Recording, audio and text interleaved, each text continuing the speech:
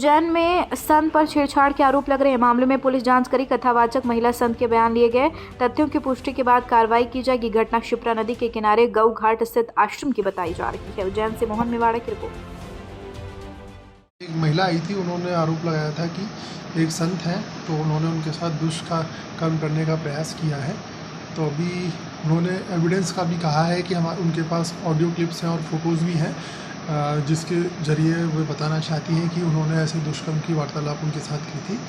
तो हमने उनको अभी एविडेंस लाने के लिए कहा है कि आप एविडेंस लेके आइए, पुलिस को दीजिए। जैसे ही जो भी तथ्य सामने आएंगे हम इसके अंदर कायमी करेंगे। फिलहाल लड़की का स्टेटमेंट लिया जा रहा है।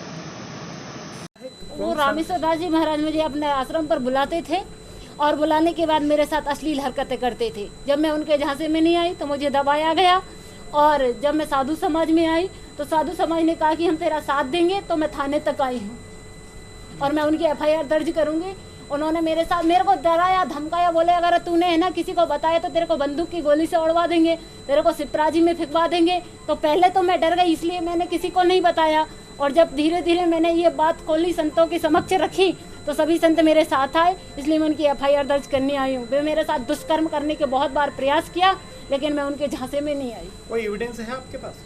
मेरे पास मेरे को बुलाया है कि मैंने पूछा एड्रेस कहाँ है, तो बोले कि जंतर मंतर के पास है। जब उन्होंने मुझे आश्रम का एड्रेस बताया, और मेरे मोबाइल में रिकॉर्डिंग हमेशा चालू ही रहती है, बहुत सारी रिकॉर्डिंग मैं उनको आपको दूंगी। सभी संतों की बुराई करते थे, कभी किसी संत के बारे में उन्होंने अच्छा नहीं बोला। सभी संतों का कहते थे कि वो संत ऐसा, वो संत ऐसा, सभी किसी संत के बारे में उन्हें अच्छा ही नहीं किया। कितने समय से आपके साथ ये सारी हरकतें करते हैं? 7-8 महीने हो चुके हैं हरकत करते करते। और थाने में भी चर्चा ये हुई कि एक अपने शनि मंदिर के जो पुजारी हैं, उनका ये कहना है कि रामेश्वर दास जी ने हमारा से मंदिर को जो है सरकारी घोषित करवा बाहर निकाल रहे हैं। जो तो बोले उसमें अगर कुछ उसमें ये है कि हमें हमारा मंदिर छोड़वा दिया जाए तो हम अभी रिपोर्ट वापस ले लेंगे, या हमारा राजीनामा कर दिया जाए, शनि मंदिर छोड़ दिया जाए। तो हमने कहा हम तो देने के पहले से तैयार थे। हमारा वो बोल रहे हैं हमारा कब्जा दिलवा दिया जाए। सब झूठी रिपोर्ट है, वो किसी दबाव में आके ये रिपोर्ट लिखी गई है। क्या नाम है आपका? महेंद्र हरियर। मामला है नहीं, जो महिला थाने में जा रही है उसने जो है आज से 5-5.5 महीने पहले हमारे पास वो दादू महाराज के साथ में, ज्ञानदास जी महाराज के साथ में आई, और उन्होंने कहा कि जो है हमारी शादी करवा दो। तो चिंतामण गणपति में वहाँ पर गए, वो पुजारी जो वहाँ थे उनको 2100 रुपये उन्होंने रसीद कटवाई, 1100 रुपये समिति की, और वहाँ पर मेरे से कन्यादान कराया। मेरे का आप हमारे पिताजी हो तो आप कन्यादान करके शादी करा दी।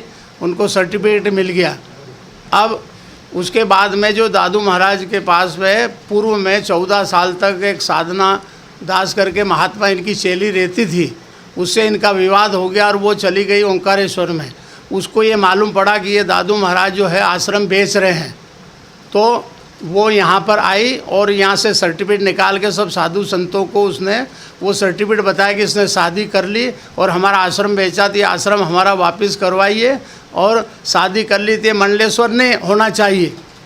तो दादू महाराज को और उस महिला को ये शंका हुई कि मैंने उस महिला को बुला के इनकी जो है शादी वाली बात सब लोगों के बीच में बताई, जबकि मेरा ऐसा कुछ नहीं। मैंने तो 5-6 महीने तक कभी कोई बात ही नहीं करी, लेकिन उस महिला को मालूम पड़ा तो उसने जो है सबके सामने ये बात करी।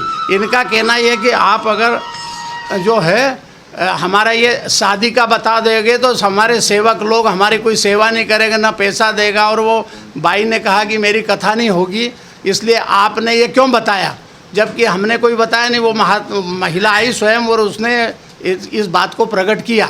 इससे ये हमसे असंतुष्ट होके कल दत्त अखाड़े पे इस संबंध में बैठक भी हुई। सब प्रसन्न चित्त से एक दूसरे के प्रति जो भाव उनका था वो भी समाप्त हो गया, और उन्होंने कहा आज के बाद कोई किसी तरह की बात नहीं करेगा। और आज जाके हमें पता लगा कि वो हमारे खिलाफ़ बोल रही है। मैं उसके पिता के तुल्य हूँ, उसने मेरे को पिता माना, और वो मेरे प्रति जो अनर्गल कोई बात बोलती है तो वो असत्य है। ऐसा मेरे साथ न मेरा उसका आना जाना है, कुछ नहीं। 5 महीने पहले आई थी, उसके बाद में आज तक कभी नहीं आई। केवल शादी के लिए वो मेरे पास दोनों आए थे और इनकी शादी हुई थी।